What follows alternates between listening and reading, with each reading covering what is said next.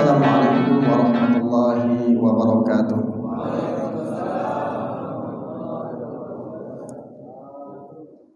Alhamdulillahirabbil alamin wa ala alihi wa ashabihi ajma'in. Subhanaka la ilma lana illa ma 'allamtana innaka antal alimul hakim. Rabbi shrah li sadri wa yassir li amri wahlul 'uqdatam min lisani yafqahu qawli. Rabbi zidna ilma, Rabbi zidna ilma, Rabbi zidna ilma warzuqna fahmah. Amma ba'd.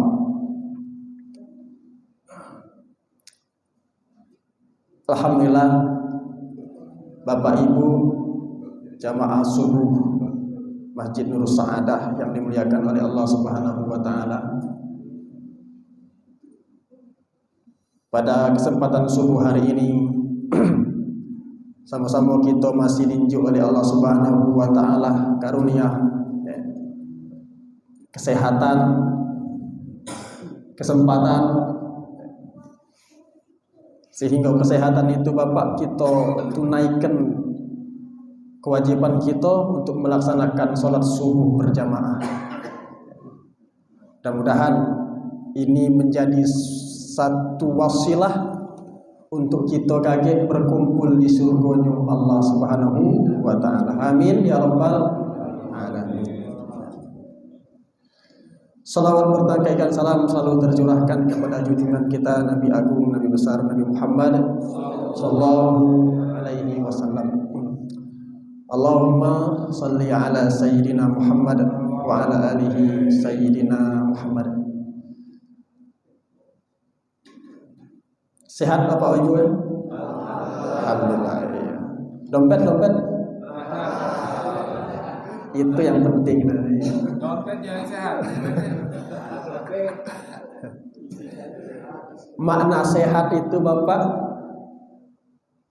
makan kuat, tidur nyenyak. Nah, itu sehat namanya Pak. Gemuk ya. Nah, itu. Kalau makanlah pilih-pilihan, tidurlah bentar-bentar bangun, tak baca tidur. Ah, itu fix lah. Biasanya tak lama lagi.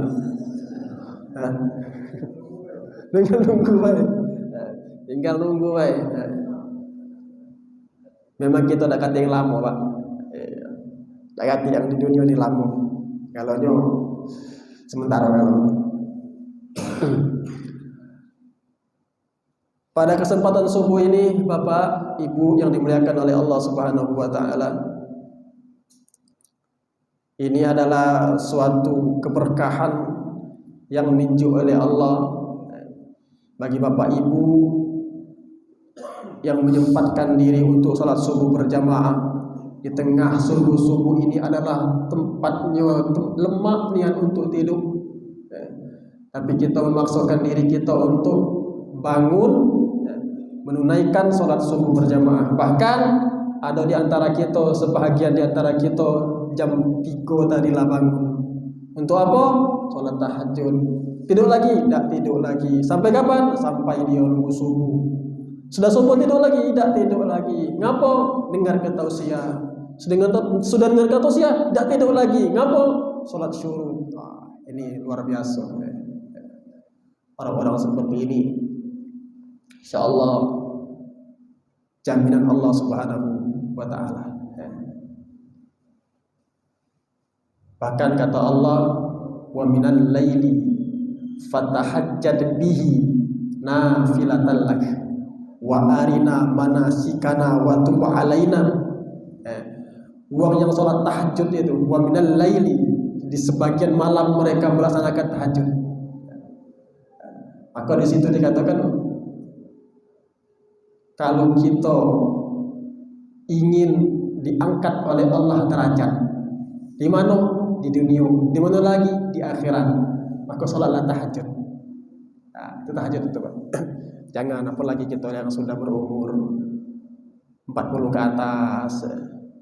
Kalau baca Janganlah tinggal ke tahajud. Kami bayar alhamdulillah Bapak Ibu berazam dalam diri kami, cak mano caranya tahajud itu jangan tinggal. Bahkan sudah menjadi syarat kewajiban kami sholat 5 waktu ditambah tahajud jadi 6 waktu. Bagus kalau Bapak Ibu yang punya kesempatan tambah 7 waktu. Apa itu? Duha. Tapi kami duha ini kadang laksanakan, kadang tidak. Kalau kadang-kadang sempat duha. Tapi kalau tahajud, apapun alasannya, kami sudah berazam tahajud itu Bapak sampai kapan waktunya? Sampai menjelang subuh. Jadi mau ngaji sayang ngaji di masjid, Bapak Ibu baru bangun. Nah, aku baru bangun jam 4. Ya, jam baru ini tahajud belum? Tahajud lah Pak. Tahajud lah 2 rakaat, ditutup dengan witir. Tidak sempat witir 3 rakaat, serakaat jadilah. Kalau baca witirnya itu setelah Isya, lebih bagus. Setelah Isya witir. Nah, itu untuk apa? Bekal kita kaget sama-sama. Karena kita tidak balik kalau membalik katik bawaan. Apa dia nak dibawa kita? Ganti bawaan sudah mati tengah jalan. Kalau balik dah ganti bawaan. Kita balik Pak. Balik ke kampung kita dah ganti bawaan. Jauh jalan kaki balik. Bawa minum tidak, bawa makanan tidak. Ngarap ke tengah jalan kalau ada yang ngenjuk. Kate loka. Uang. Nah itulah. Ngarap ke kalau ada yang ngenjuk. Ngarap ke kalau ada yang ngirim Al-Fatihah. Ngarap ke kalau ada yang ngirim Yasin. Nah, itu pun kalau sampai. Siapa yang baca nyampai apa tidak? Allah yang menyampaikannya. Yang pastinya kalau anaknya ikut Yasin, anaknya ikut doa, nyampai. Ngapa di situ? Karena ada anak yang soleh. Nah, itu. Makanya Bapak kalau seabdul-abdulnya kalau kita ada hajatan nyatu 2 digo, itu Bapak seabdul-abdulnya yang doa itu anaknya harusnya. Cuman anaknya kadang tidak baca sudah aja orang lain. Artinya seabdul-abdulnya anaknya yang doa. Doa yang meninggal segala macam. Ngapa? Sudah dipastikan nyampai. Doa anak yang soleh. Doa ustaz belum tentu nyampai untuk si almarhumah, tapi doa anak yang soleh pasti sampai. Nah, itu. Bapak Ibu yang dimuliakan oleh Allah Subhanahu wa taala. Subuh hari ini kami ingin mengutip suatu hikmah yang disampaikan oleh Imam Ibnu Athaillah As-Sakandari di Al-Hikam bab keempat itu dikatakan arih nafsaka minat tadbir. Arih nafsaka minat tadbir kata Imam As-Sakandari. Fama qama bihi ghairuka anka la taqum bihi li nafsik. Kata Imam Ibnu Athaillah As-Sakandari, istirahatkan dirimu dari pikiran kamu itu. Untuk apa? Kerisauan kamu mengurus dunia. Istirahatkan Bapak Ibu kita ini, kerisauan kita ini ngatur-ngatur dunia. Dunia nak kita atur. Padahal sudah ada yang ngatur. Cak mano caranya aku kayo, cak mano caranya aku berduit. Semuanya dia atur sedemikian rupa. Supaya apa? Supaya aku sukses. Cak mana caranya supaya aku ini, cak mana caranya supaya aku ini. Berhenti kata Imam Ibnu Athaillah As-Sakandari. Ngapa? Karena Allah lah ngatur kita, Pak. Allah lah ngatur kita. Sekuat apapun usaha kita, rancangan kita, Pak, itu kalau Allah ngomong tidak terjadi, tidak bakal terjadi, Pak. Maka itu kata Imam Ibnu Athaillah, istirahatkan dirimu dari pikiran itu, mengatur-ngatur dunia sampai kamu lupa dengan akhirat. Tiap hari bekejar sehingga besok aku nak berdagang aku dapat untung sekian, nak aku beli ke ini, nak aku beli ke itu, nak ini banyak Pak. Nah itu namanya mengatur-ngatur dunia. Padahal rezeki itu sudah ada yang ngatur. Sudah ada yang ngatur rezeki itu Pak. Tak perlu kita atur rezeki itu pasti nyampai. Wa ma min dabbah fil ardi illa 'alallah rizquha. Siapapun Bapak yang melata di muka bumi ini, yang bernyawa, binatang itu Pak, binatang itu tidak berakal Pak. Tapi dia dikasih oleh Allah rezeki. Kita yang berakal ini, masa kita khawatir dengan rezeki Allah? Masa kita takut dengan rezeki Allah? Wa ma min dabbah fil ardi illa 'alallahi rizquha. Allah pasti mengatur rezeki, dikasih oleh Allah rezeki. Tinggal kita galak begawe apa tidak. Itu Bapak Ibu. Ini agak serius pembahasan ini karena pembahasan tentang dunia akhiratnya. Jadi Bapak, selama kita hidup di dunia ini Pak, selama hidup di dunia, sebelum kita ajal kita nyampai, maka Allah akan cukupkan rezeki kita. Allah cukupkan rezeki ya. Rezeki habis, nyawa habis. Itu barangannya. Ayahku ini dekat tidak dapat rezeki, berarti nyawanya habis. Nyawanya habis. Selama bernyawa pasti dapat rezeki. Pasti dapat rezeki Pak Ibu. Bentar lagi rezeki nyampai ya, belakang tuh siru-siru.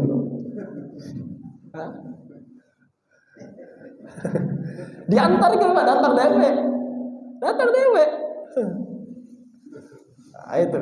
Bahkan kita galak nyanyi anak-anak cicak di dinding, diam-diam merayap.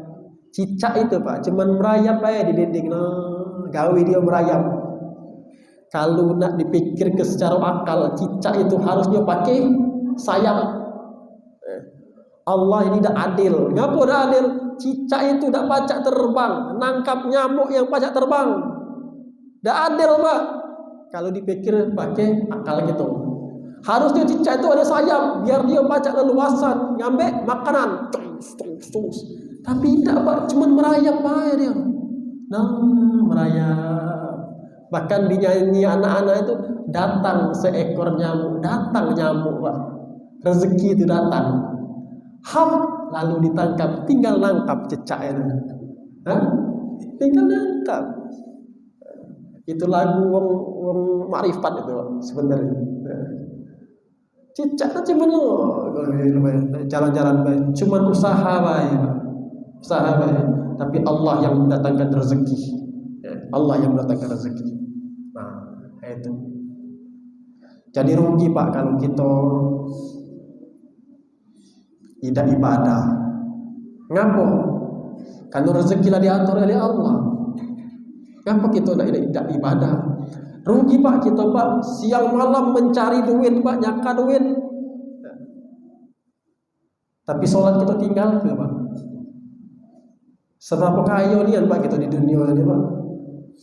Saking lupa dengan akhirat, mengejar dunia, siang malam mengejar dunia, siang malam mengejar dunia, asar lewat, subuh si ketinggalan, zuhur lewat, bangun tidur mikir ke berapa lah pendapatan hari ini, sebelum tidur mikir ke duit lagi, bangun tidur mikir ke duit lagi, mati tinggal kalau mati ditinggal kalau Pak. Jadi kata Imam Ibnu Athaillah, arih nafsaka minat tadbir. Janganlah kamu tuh risau memikirkan dunia. Bahkan kata ulama, tadbir itu dikatakan lapangkan dirimu dari yang merancang-rancang. Apa tadi? Merancang-rancang kehidupan kita Pak. Bahkan kata ulama, hati-hati kamu dengan ada dua rancangan, ada dua tadbir, ya. Ada mazmum, ada yang tercela, ada yang mahmum, yang baik. Ada rancangan tercela. Misalnya Pak, merancang sesuatu yang baik ini Pak, baik dirancang. Itu soal keagamaan kita rancang. Tapi Pak, tidak diletakkan Allah. Nah ini tercela Pak, hati-hati Pak. Contoh, aku besok nak ke sini, nak nemui bos, nak ngambil gaji. Gaji itu nak ku impak ke, nak ku sedekah ke di anak yatim, nak ku beli ke ini, nak ku beli ke itu. Baik itu Pak, baik Pak. Tapi kalau tidak menyertakan Allah, maka itu tercela. Tidak menyertakan insya Allah. Aku besok nak solat tahajud. Aku besok malam nak solat tahajud. Pengen aku solat tahajud. Tapi tidak menyertakan Allah, tercela Pak. Siapa yang pacak bangun ke kita solat tahajud Pak? Allah. Makanya diujungi insya Allah. Insya Allah. Kalau tidak ada kalimat insya Allah, kata imam, kata para ulama, itu rancangan kamu itu tercelah. Bahkan hati-hati itu bisa menjadi kesyirikan. Ngapa? Dia menganggap dirinya pacak galau. Aku ni kuat, bisa aku bangun jam 3. Bisa aku ni solat tahajud, bisa aku jalan kaki dari rumah ke masjid ini, cetek udahlah itu. Siapa yang mampu ke kaki ni jalan dari rumah ke sini Pak? Allah Pak. Allah. Bahkan banyak uang-uang yang sehat nak pacak dia ke sini. Cobalah. Tetangga-tetangga kita sehat kakinya Pak, pacak apa dia ke masjid? Tak pacak Pak. Ngapa? Tak digerakkan oleh Allah. Tak digerakkan oleh Allah. Tapi sebaliknya Pak, ada orang yang kakinya pincang, tak sanggup lagi dia berjalan, tapi sampai dia ke masjid. Siapa yang nyampaikannya Pak? Allah Pak. Allah. Makanya insya Allah. Jadi jangan aneh Bapak Ibu, jingok tetangga kita yang sehat, apalagi hari Minggu ni, bersepeda, kelilingi kota, tak tahu ngabsen rumah siapa-siapa sehingga dia absen kalau keliling. Kalau di KI itu berjalan, tak tahu ngitung bunga kali di situ, ngitung bunga di keliling KI itu. Sanggup Pak, sanggup. Tapi apakah pertanyaannya kaki ini sanggup tak dia melangkah ke masjid? Subuh-subuh hari di suasana yang dingin, sanggup tak kaki ini untuk berangkat ke masjid? Belum tentu Pak. Belum tentu. Padahal tubuh ini Pak diamanah oleh Allah. Demi Allah Pak, tubuh ini, mata kita amanah oleh Allah, tangan kita diamanahkan oleh Allah, telinga kita diamanahkan oleh Allah, kaki kita Pak diamanahkan oleh Allah kalau Pak, diamanahkan oleh Allah. Jadi Bapak, janganlah ibu-ibu sering galak ngeluh, Ustaz aku dibuntu Ustaz. Bukan buntu, tak bersyukur. Tak bersyukur Pak. Coba pikir ke Pak. Ibu-ibu galak bergelang emas 5 suku sini nah. Kira-kira mahal gelang atau mahal tangannya Pak? Hah? Mahal gelang apa mahal tangannya ya Bu? Mahal anting-anting apa telinganya Bu? Kalau ada anting-anting katanya telinga Bu. Jangan mana Bu? Ada gelang emas 5 suku katanya tangan. Nak taruh mana gelang itu? Hah? Kaki. Tak muat. Tak muat masuknya. Cincin, nah bertereng-tereng yang lanang, batu apa namanya, batu mutiara dari surga. Oh bertereng-tereng, mahal lah tuh 5M. Yang mahal tuh cincin apa? Tangannya? Hah? Tangan Pak. Cincin udah mahal Pak, 5M katanya tangan percuma. Jadi. Iya, gantung ke mana cincin gitu, mendekati jari-jari. Jadi apapun yang ada dalam tubuh kita ini Bapak Ibu, amanah dari Allah. Amanah itu akan dipertanggungjawabkan di hadapan Allah Subhanahu wa taala. Maka dalam surah Yasin itu al-yauma nakhtimu ala afwahihim wa tukallimuna aydihim wa tashhadu arjuluhum bima kanu yaksibun. Pada hari ini kaget kata Allah, al-yauma nakhtimu ala afwahihim, Allah kunci mulut kita Pak. Wa tukallimuna aydihim wa tashhadu arjuluhum bima kanu yaksibun. Tangan jadi saksi, tangan berbicara jadi saksi galau-galau. Kaki jadi saksi, tangan berbicara, mulut ditutup. Apa? Karena mulut ini galak berbohong. Mata sering berbohong. Maka seluruh anggota tubuh ini amanah dari Allah dan harus kita jaga. Apa itu? Kampanye. Kira kampanye ini. Ada lagi Bapak Ibu merancang yang tercelah, itu merancang sesuatu yang menyia-nyiakan kewajiban. Nah, itu tercela Pak. Aku nak pergi organ, hari ini ada kondangan, nak pergi organ. Pakai insya Allah Pak, insya Allah aku nak pergi organ tunggal, nak nyanyi, nyawer. Sehingga dia menyia-nyiakan zuhurnya tinggal segala macam. Nah ini rancangan yang tercelah. Hati-hati.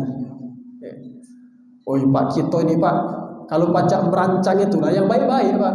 Karena setiap niat yang baik pasti Allah hitung kebaikan. Tapi kalau kita lah merancang dari awal yang buruk-buruk, hati-hati Pak, hati-hati. Merancang aku hari ini nak pergi organ tunggal, nyawer biduan, kalau baca aku jual dikit biduan tuh. Nah, itu namanya merancang yang tercela Pak. Lah dirancangnya duluan, sebelum terjadi lah dirancangnya dulu. Dan yang berduitnya duit kecil-kecil, cak-cak keberduitan tapi 2.000 kalau 2.000-an untuk nyawer biduan tadi banyak sehingga no.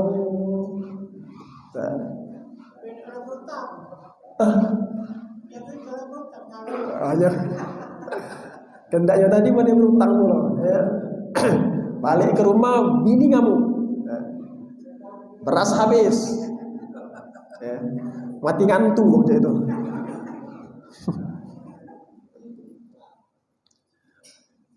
Merancang sesuatu yang maksiat sama baik Pak, kemaksiatan dirancang. Aku yang pegawai kantor, aku besok kalau baca cak manulah caranya aku dikorupsi supaya tidak ketahuan. Cak manulah Pak RT sana, ada Pak RT sini, ada ya. Tapi insya Allah RT sini tidak aman. Insya Allah kami yakin kalau di sini komplek ini banyak ulama-ulama, habib-habib, insya Allah RT-nya aman. Tapi Bapak kalau tempat kami itu Pak, lah dirancangnya Pak. Nah, ini musim pilkada, siapa pun nak empat kalau ini partai ini laju, partai ini laju, partai ini laju. Tidak dibagikannya duit itu Pak. Duit tadi dibaginya kalau pas sudah pemilih sudah santar kalau yang caleg-caleg tadi kalah kalau dia Pak RT tadi tempat kami Pak, bukan di sini.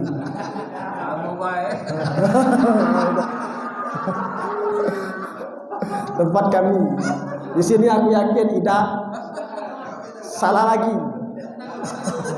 Insya Allah itu. Aku udah baca balik lagi.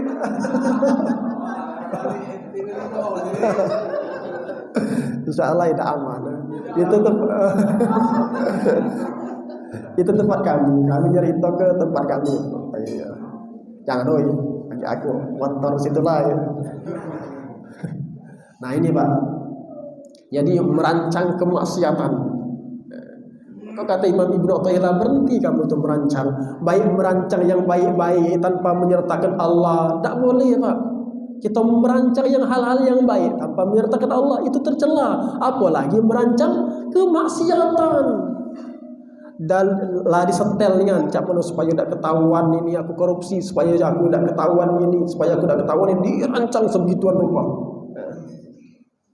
Tapi dia tidak tahu bahwa Allah ada rancangan lain. Allah ada rancangan lain.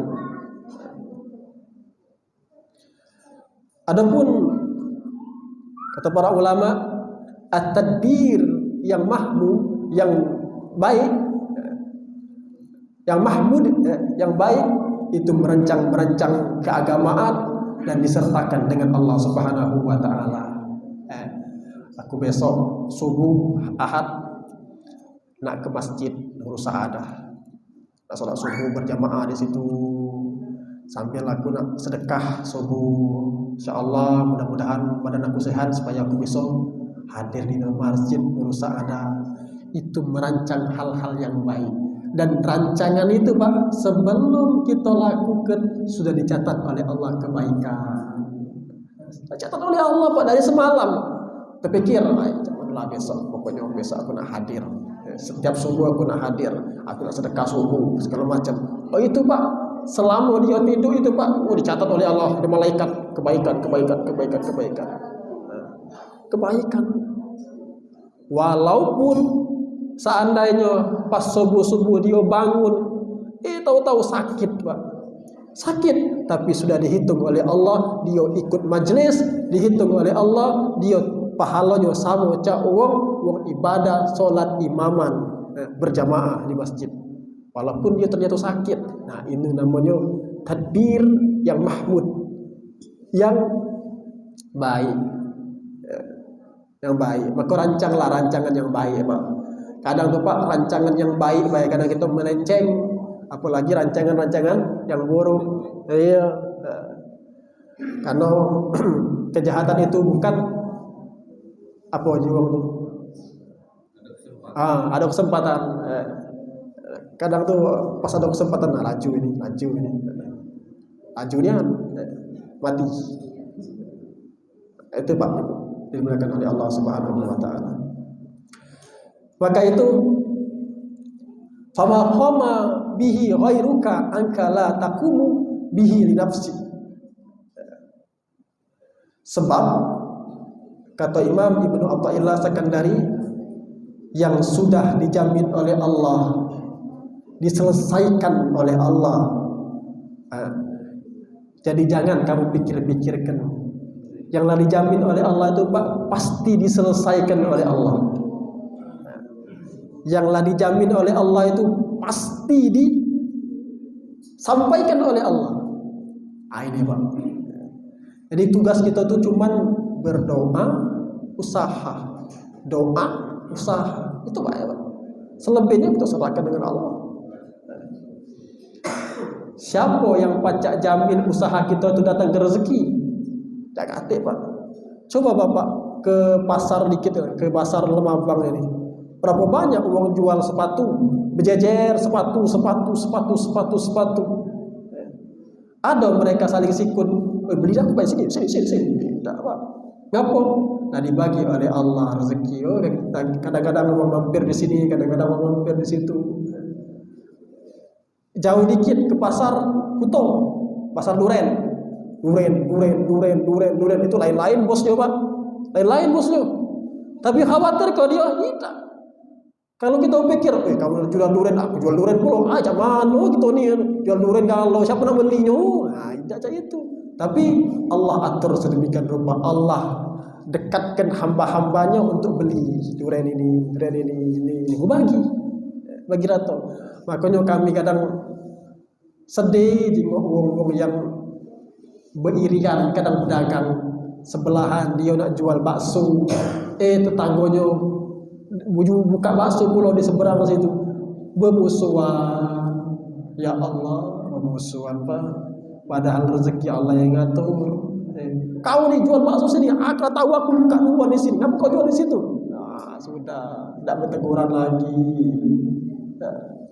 Ini namun you tidak memahami makna dari Allahu yarzuqu man yasha. Allah yang menurunkan rezeki itu. Ini orang-orang yang tidak beriman kepada Allah, Pak. Kalau kita beriman kepada Allah, biarlah rezeki masing-masing.